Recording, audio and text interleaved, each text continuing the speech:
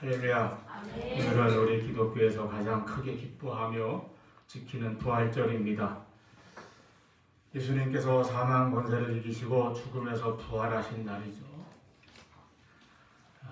어저께 사모님이 꽃꽂이를 했는데 밤에 제가 교회 들어오니까 막 백화 향기가 진동을 했어요. 근데 또 하룻밤 지나고 시간이 지나니까 조금 약해진 것은 있습니다. 우리 죄를 대신 지시고 십자가 위에서 고난과 죽음을 당하신 예수님께서 무덤에 장사된 지 사흘 만에 죽음의 권세를 이기시고 무덤 문을 열고 부활하신 승리와 영광과 기쁨의 날입니다. 이 놀랍고 큰 부활의 축복이 여러분과 여러분 가정의 풍성히 임하기를 축원합니다. 사람이 이 땅에 살면서 즐겁고 슬프고 행복하고 괴로운 일들을 수없이 반복하며 겪습니다. 그 가운데서 가장 싫고 두려운 일은 아마도 죽음이라는 것일 것입니다. 그렇다면 반대로 가장 기쁘고 희망적인 일은 죽음을 이기는 일이라고 할 수 있을 것입니다. 오늘 부활절은 바로 예수님께서 죽음을 이기신 날입니다. 그래서 부활절이야말로 인류 역사상 가장 복되고 기쁜 날입니다.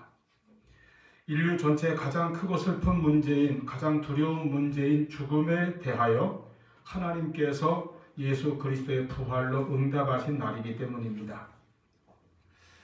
하지만 2000년 전 첫 번째 부활절 새벽은 사실은 깊은 슬픔으로 시작되었습니다. 1절에 보니까 안식일이 다 지나고 안식 후 첫날이 되려는 새벽에 막달라 마리아와 다른 마리아가 무덤을 보려고 갔더니 그랬어요. 무덤을 보려고 갔다고 했습니다. 그날 새벽에 이 여인들은 부활하신 예수님을 만나려고 산에 올라간 것이 아닙니다. 그들은 무덤을 보려고 갔던 것입니다. 무덤 속에 장사되어진 예수님의 시체에 향유를 발라드리기 위해서 새벽에 예수님의 무덤이 있는 동산에 올라간 것입니다. 그래서 마가복음 16장 1절 2절 말씀 보면은 안식일이 지나면 막달라 마리아와 야고보의 어머니 마리아와 또 살로메가 가서 예수께 바르기 위하여 향품을 사다 두었다가 안식 후 첫날 매우 일찍이 해 돋을 때에 그 무덤으로 가매 이렇게 기록되어 있습니다. 그리고 심지어 3절에 있는 것처럼 그들은 올라가면서 서로 말하기를 누가 우리를 위하여 무덤문에서 돌을 굴러주리요 이런 걱정을 하고 있었습니다. 그들에게는 무덤문을 굳게 막고 있는 거대한 돌이 걱정이었던 것이죠. 그들의 머릿속에 이와 같이 무덤 속에 계신 예수님의 시신밖에 없었다고 하는 것을 알 수가 있습니다. 이렇게 동산을 올라가는 여인들이나 또 도망가서 여기저기 흩어져 있고 또는 두려워하여 숨어 있는 그런 제자들이나 모두 3일 전 골고다 언덕 위에서 십자가에 못 박혀 돌아가신 예수님에 대한 생각만 하고 있었다고 하는 것입니다. 사실은 예수님께서는 이미 공생애 동안에 제자들에게 여러 차례 앞으로 주님께서 받게 되실 고난과 십자가에서의 죽음을 예고하셨습니다. 그리고 그 죽음은 모든 사람들을 위한 대속의 죽음이고 그 일을 위해서 예수님께서 이 땅에 오신 것이라고 그렇게 말씀하셨습니다.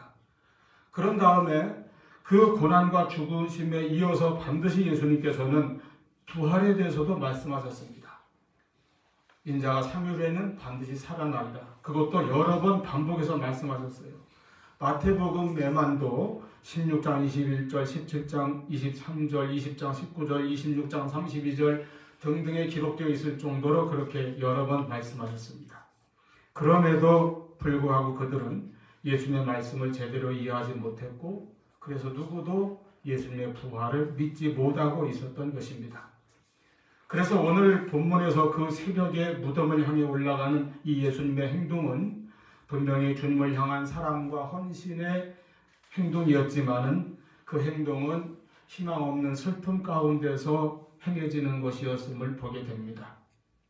그들이 향품을 가지고 산에 올라가는 그 행동은 진실로 아름다운 것이었습니다.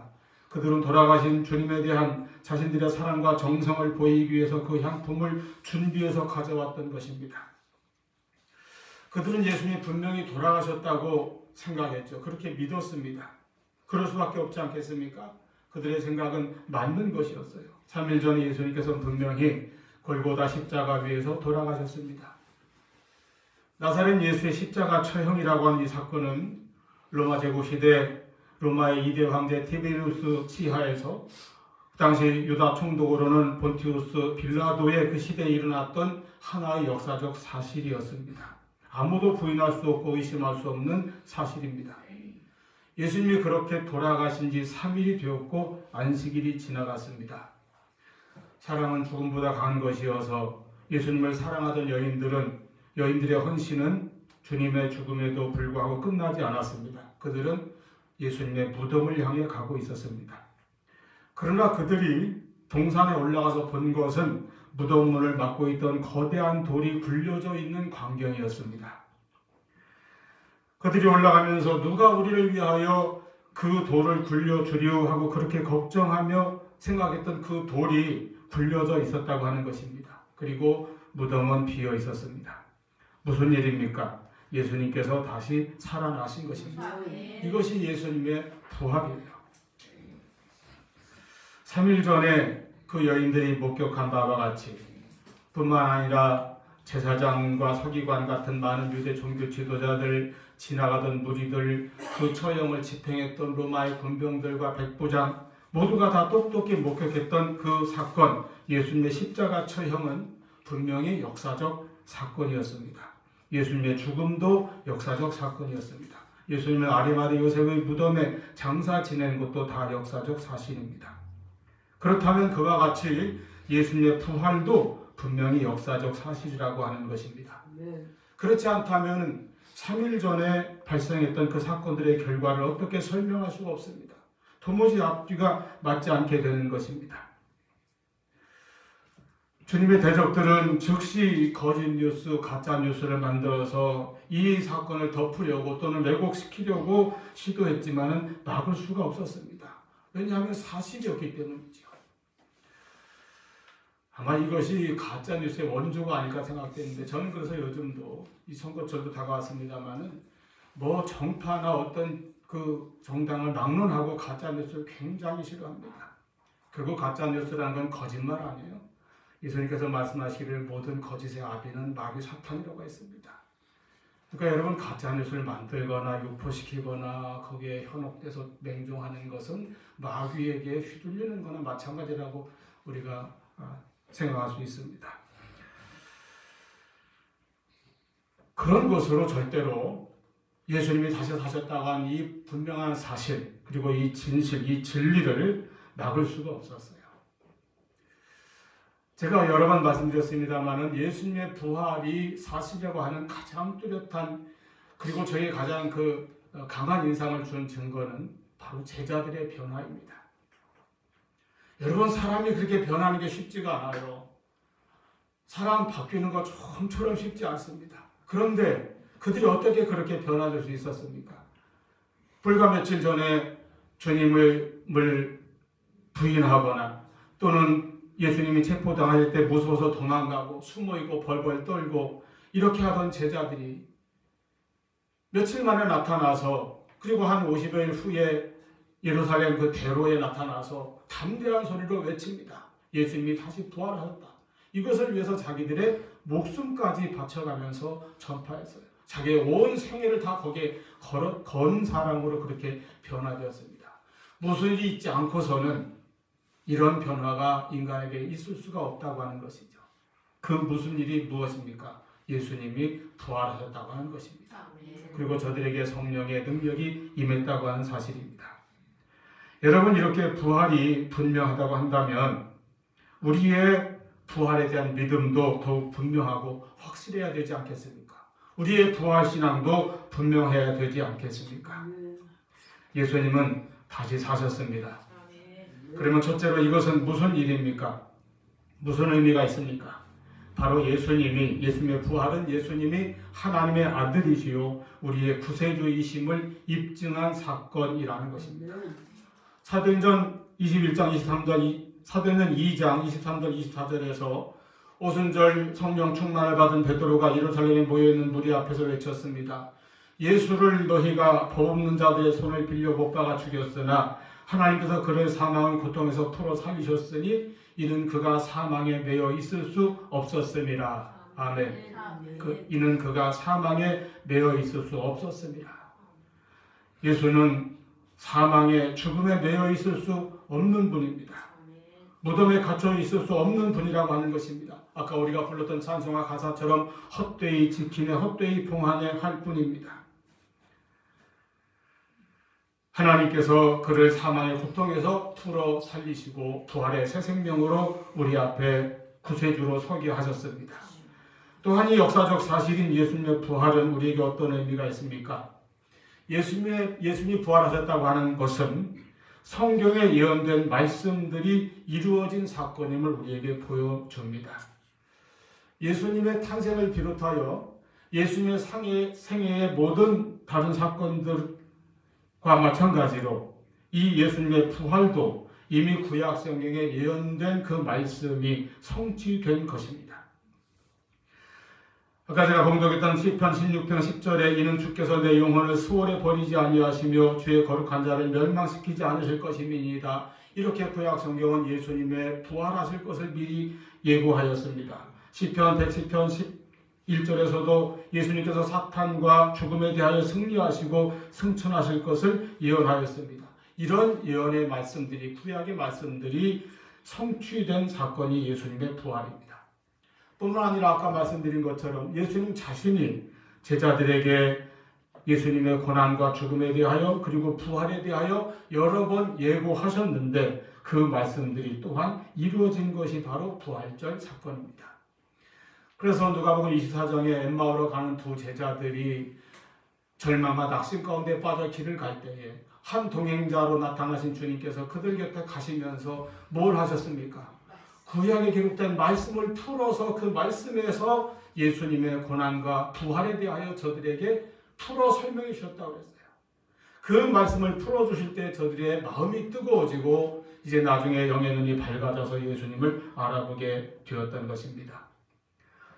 고린도전서 15장 3절과 4절 말씀에 내가 받은 것을 너희에게 먼저 전하였노니 이는 성경대로 그리스도께서 우리 죄를 위하여 죽으시고 장사 쟁가 되었다가 성경대로 사흘 만에 다시 살아나사 말씀하였습니다. 이와 같이 예수님의 부활은 성경대로 이루어진 일, 성경대로 일어난 사실인 것을 다시 한번 기억하시기를 바랍니다. 두 번째로 이 같은 예수님의 부활이 우리에게 주는 큰 은총은 무엇입니까? 바로 부활은 죽음을 이기신 승리의 사건이라고 하는 사실입니다. 십자가에서 분명히 죽임당하신 예수님은 그런데 분명히 다시 사셨습니다. 죽음이 주님을 삼켰으나 예수님은 무덤문을 여시고 부활하셨습니다. 이렇게 죽음을 이기시고 인류의 죽음의 문제를 해결하신 것입니다. 인생을 살아가는 인간들에게 가장 큰 두 문제는 죄와 죽음의 문제입니다. 죄는 우리를 하나님으로부터 멀어지게 하고 우리를 심판과 멸망으로 이끕니다. 죽음은 우리 인생을 완전히 허무로 이끌며 모든 사람에게 가장 큰 두려움을 주는 것입니다. 예수 그리스도께서 이 땅에 오셔서 우리를 위해서 행하신 큰 일도 두 가지입니다. 그것은 십자가와 부활인데 십자가로 죄의 문제를 해결하셨고 부활로 주님께서는 인간의 죽음의 문제까지 해결하셨습니다. 그래서 십자가와 부활이 우리 기독교의 신앙의 본질이고 가장 중요한 복음의 핵심이라고 하는 것입니다. 우리는 예수님께서 십자가에 죽으시고 그리고 사흘 만에 다시 사신 것을 믿습니다. 이 신앙을 여러분 분명히 가지시기를 바랍니다. 소대서 말씀드린 것처럼 이 땅에 살아가는 모든 사람이 죽음을 두려워합니다. 그리고 죽음을 싫어합니다. 사람들이 죽음을 얼마나 싫어하는가 하면 죽음과 관련된 어떤 것도 본능적으로 기피하고 꺼리는 것으로 나타납니다. 죽음에 대해서 얼마나 꺼리는지 우리가 쉽게 볼 수가 있어요. 여러분 흔히 아파트를 비롯해서 높은 빌딩 건물들 올라갈 때 엘리베이터 타면은 표시가 어떻게 됐어요? 1층, 2층, 3층 다음에 4층이 아니고 F층이에요. 왜 그렇습니까 도대체? 1, 2, 3, F, 5, 6, 7 무슨 포병 숫자도 아니고 4자가 우리는 한자로 죽을 사자하고 같으니까, 의미 같으니까 그 말이 싫다는 거죠. 죽음을 연상시킨다 해서 굳이 피하면서 F를 쓰는 그런 정도라고 하는 것이죠. 얼마나 죽음을 멀리하고 싶으면 그러겠습니까? 그런데 아무리 싫어하고 꺼려하고 기피한다 하여도 동서와 고금을 막론하고 남녀노소 빈부귀천을 가리지 아니하고 찾아오는 것이 또한 죽음입니다. 순서도 없고 때와 장소도 가리지 않습니다. 예측할 수도 없습니다. 그래서 더 사람들이 두려워하고 있습니다. 그리고 이러한 죽음은 대체로 인간에게 이 두려움과 함께 허무함을 또한 줍니다. 한 인간의 일생이 평생 쌓아온 모든 것이 한순간에 다 끝나버리고 더 이상 아무것도 아닌 것으로 그저 돌아가 버린다고 생각하기 때문입니다. 그래서 죽음에 대해 이러한 잘못된 생각에 빠지면 허무주의나 쾌락주의에 빠져서 인생을 허비하는 경우도 있게 됩니다. 어차피 죽으면 다 끝나고 아무것도 없다고 생각하기 때문입니다. 그러나 여러분, 과연 인간이 죽으면 모든 것이 끝나는 것입니까? 그렇지 않습니다. 인간의 죽음 다음에는 심판이 있고 구원받은 자에게는 영생이 있습니다. 구원을 받지 못한 자에게는 영원한 멸망이 있습니다.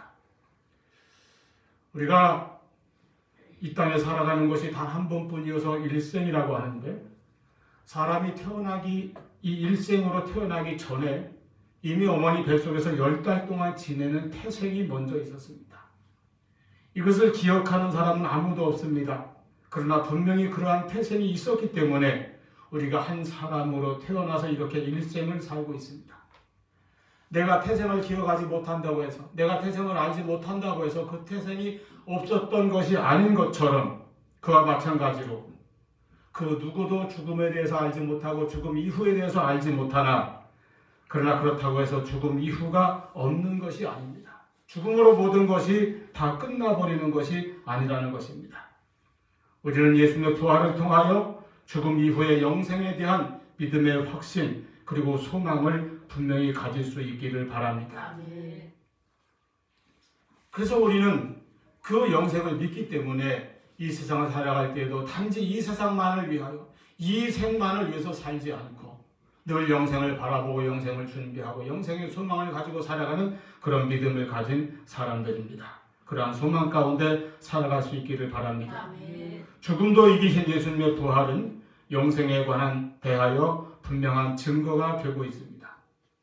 그럴 때는 우리가 주일마다 신앙 고백하는 것이 무엇입니까? 우리 몸의 부활과 영생을 믿습니다. 영원한 생명을 우리가 믿고 그 믿음을 가지고 사는 것이죠. 나아가서 예수님의 부활은 예수 그리스도 안에서 우리가 온전히 의로워진 것을 증거하고 보장합니다. 예수님께서는 우리의 죄를 담당하시고 십자가를 지었습니다. 우리의 죄에 대한 모든 심판과 형벌을 주님께서 대신 받으신 것입니다. 그것이 십자가의 고난과 죽으심입니다. 그래서 주님께서 마지막 숨을 거두실 때에 하신 말씀 가운데 다 이루었다. 이 말은 우리의 죄값을 다 치르셨다는 말씀이에요. 그렇게 하여 예수님께서는 우리의 죄값으로 돌아가셨습니다. 그런데 그것으로 끝입니까? 아닙니다. 예수님은 3일 만에 다시 사셨습니다. 이것은 우리의 죄값이 이제 완전히 해결되었음을 입증하는 사건이라는 것입니다. 언제가 제가 말씀드린 기억이 있는데요. 저도 어릴 때 들은 예화입니다. 한 사람이 막대한 빚을 져서 도저히 갚을 능력이 없어요. 그대로 꼼짝없이 감옥에 들어갈 수밖에 없습니다. 그런데 한 절친한 친구가 와서 한 말이, 자네는 호르몬이 모시고 이렇게 가장으로 살아가야 되는데 감옥에 가면 어떡하나, 자네 가족도 어떡하나, 나는 그냥 이 세상에 아무도 없고 나 혼자 편안히 내가 대신 가겠네 하고 감옥에 들어갔어요. 그 빚을 자기가 다 떠안고 들어갔습니다. 이 사람이 얼마나 친구에 대해서 미안하고 마음이 무겁겠습니까? 그런데 3일 후에 보니까 그 친구가 멀쩡히 시장에 나와서 돌아다니는 걸 딱 만났어요. 아니, 어떻게 나왔나? 어떻게 나오긴, 빚을 다 갚았으니까 나왔지. 내가 그 빚을 다 갚았단 말이야. 그러니까 이제 나왔지. 여러분, 예수님의 부활은 우리의 모든 죄가 이제 완전히 다 청산되었음을 입증하는 사건이라고 하는 것입니다. 주님이 십자가에서 담당하셨을 뿐만 아니라 그 죄가 이제 완전히 사해지고 그 죄가 떠나가 버림으로 우리가 의로워진 것을 입증하는 것이 바로 부활 사건입니다. 그래서 우리가 하나님 앞에서 의롭다함을 받을 수 있게 되었습니다. 로마서 4장 25절 예수는 우리가 범죄한 것 때문에 내줌이 되고 또한 우리를 의롭다 하시기 위하여 살아나셨느니라. 이해를 더 잘 하시도록 세 번째로 읽어드립니다. 예수는 우리의 범죄 때문에 죽임을 당하시고 또한 우리를 의롭게 하시려고 살아나셨습니다. 아멘. 부활하신 예수님 안에서 우리가 내가 의롭게 된 것을 분명히 확신하시기를 바랍니다. 예수님의 십자가는 우리의 죄사함을 위한 것이었습니다. 우리의 죄를 담당하시고 대속하신 그 예수님의 십자가로 우리는 구원을 받았습니다. 그래서 우리는 십자가를 사랑하고 그 십자가의 은혜를 늘 기억합니다. 그리고 예수님의 부활은 우리를 의롭게 하시기 위한 것입니다. 죄에 대한 승리입니다. 우리의 구원을 완성시켜 주시는 은혜입니다. 그래서 우리가 예수님의 부활절을 가장 기쁘게 생각하고 부활하신 예수님께 영광과 감사와 찬송을 올려드리는 것입니다. 이 십자가와 부활의 신앙을 분명히 확실히 가지시는 저와 여러분 될 수 있기를 축원합니다. 세 번째로 이제 이 부활에 대한 이 신앙이 이제는 나의 신앙, 나의 경험이 되어야 합니다. 2000년 전 첫 번째 부활절 새벽에 또 그날 여인들과 또는 제자들이 경험했던 그 경험이 그들만의 경험으로 끝나지 아니하고 바로 우리의 경험으로 계속되고 반복될 수 있기를 바랍니다. 예수님의 부활에 대하여 첫 번째 목격자의 증인들인 그 여인들이나 제자들은 이 부활 사건을 어떻게 경험하였습니까? 그들은 먼저 예수님의 부활 소식을 들었습니다. 무덤을 찾은 여인들은 천사에게서 들었습니다. 제자들은 그 여인들에게서 들었습니다. 그래서 달려가 그 무덤이 비어있는 것을 확인하였습니다. 복음은 듣는 데서부터 나에게 옵니다. 믿음은 들음에서 나며 들음은 말씀으로부터 말미암다고 하였습니다. 그러므로 여러분 언제나 하나님 말씀을 많이 들으시기를 바랍니다. 우리가 말씀을 읽음으로, 말씀을 들음으로, 또 말씀을 공부하고 암송하고 묵상함으로 우리는 우리에게 주시는 하나님 말씀을 들어야 합니다. 이 부활의 복음, 부활의 말씀을 우리가 일생 동안 많이 들으시고 그 듣는 말씀을 통하여 우리에게 믿음이 더욱더 굳건하게 자라날 수 있기를 바랍니다. 그 다음 저들은 부활하신 주님을 실제로 만났습니다. 마리아가 울고 있을 때 주님께서 마리아야 어찌하여 울고 있느냐 그에게 나타내 보이셨습니다. 제자들이 두려워서 문을 닫고 숨어있는 그 방에 주님이 찾아오셔서 만나주시고 저들에게 평안하냐 물으셨습니다. 이렇게 부활하신 예수님은 찾아와 주시고 만나 주시는 것입니다. 고린도전서 15장에 보면 당시 부활의 목격자들이 수없이 기록되어 있습니다. 부활의 증인들입니다. 먼저에게 게바에게 보이시고 그 다음에 12 제자에게 또 나아가서 500의 형제에게 일시에 보이시고 야고보에게 그리고 모든 사도들에게 맨 마지막에는 바로 바울 나 자신에게도 보이셨다 이렇게 말씀하였습니다. 물론 바울도 예수님 승천하신 후에 영으로 예수님을 만나 배운 것이죠.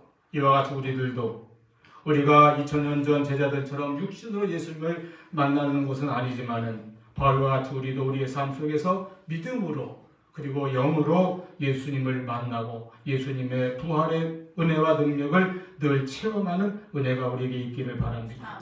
신앙은 예수님과 나와의 개인적인 만남으로 이루어지는 것입니다. 내 개인적인 체험이 있어야 됩니다. 주님과 1:1 만남이, 부활한 주님과의 만남이 우리에게 반드시 있어야 합니다. 주님은 언제나 이와 같이 찾아오십니다. 여인들에게, 마리아에게, 제자들에게, 그리고 엠마오로 가던 2 제자에게, 게네사렛 호숫가로 고기 잡으러 갔던 모든 제자들에게 찾아가셨던 것처럼 오늘 우리에게도 주님이 찾아오셔서 말씀하십니다. 내가 문 밖에 서서 두드리노니 누구든지 문을 열면 내가 그에게로 들어가 그로 더불어 먹고 그는 나로 더불어 먹으리라. 여러분 주님의 음성을 듣고 그 부활하신 주님을 날마다 영접하고 주님과 함께하는 우리의 심령이 될 수 있기를 바랍니다. 슈퍼제이 말한 것처럼 우리 크리스찬들에게 성탄절보다 더 귀하고 기쁜 날이 부활절, 더 중요한 사건이 부활절이라고 했습니다. 그리고 그 부활절 사건은 그냥 지나가 버린 2000년의 역사적 사건을 기념하는 것이 아니라 오늘 우리가 그 부활의 신앙으로 살아가는 것이 부활 사건입니다. 그 부활의 신앙이 나에게 있기 때문에 나에게 힘이 되고 기쁨이 되고 소망이 되는 그런 은혜가 우리에게 있기를 바랍니다. 예수님의 부활이 있기 때문에, 그리고 우리에게 부활 신앙이 있기 때문에 오늘 우리의 삶이 의미가 있다고 하는 것입니다. 마지막으로 첫 번째 부활의 증인들인 그들은 나아가서 예수님의 부활을 전하였습니다. 아까 본 것처럼 대적들은 그 부활을 거짓으로 꾸며서 이제 왜곡시키려 하고 감추려 하고 부인하려 했지만은, 그래서 처음에는 믿지 않는 자들도 있었다고 했지만은, 그러나 모두가 주님의 부활을 믿게 되었고 오순절 성령의 능력을 받고 그들은 담대하게 부활의 소식을 전하는 자가 되었습니다. 부활하신 예수님께서 제자들에게 주신 마지막 대위임의 말씀은 가서 전하라는 것입니다. 모든 족속을 제자로 삼아 가르치고 세례를 베풀라고 주님께서 말씀하셨습니다. 우리에게 전도의 사명, 부활의 소식을 전할 사명을 주신 것입니다. 예수 그리스도의 제자가 되게 하라는 말씀입니다. 우리가 먼저 예수님의 제자가 되고 많은 사람들을 주님 앞으로 이끄는 그러한 사명을 잘 감당하는 저와 여러분 될 수 있기를 바랍니다. 이러한 부활에 대한 경험이 우리의 경험이 되고 부활에 대한 신앙이 나의 분명한 확신이 되어서 우리가 매일매일의 삶을 부활의 능력으로 승리하며 살아가는 우리 모두가 될 수 있기를 축원합니다. 기도하시겠습니다.